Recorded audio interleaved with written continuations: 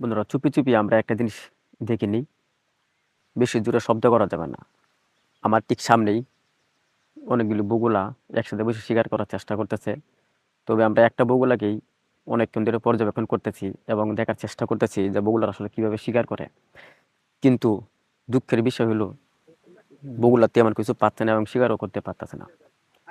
তারপরেও আমি আপনাদের মধ্যে অনেকটা এই স্ক্রিপ্ট দিচ্ছি, দেখতে পাচ্ছেন আপনারা যে অনেকটা স্ক্রিপ্ট দেওয়া আছে। এটি মূলত একটি পাতি বগুলা বা বিলাতি বগুলাও বলতে পারেন। এগুলি সবচেয়ে বেশি এই ধান ক্ষেত যেগুলি আছে ধান ক্ষেতের আশেপাশেই থাকে এবং তারা এদিকেই তারা শিকার করে থাকেন। আর তারা মূলত বাসা বাঁধে বাঁশের জারে।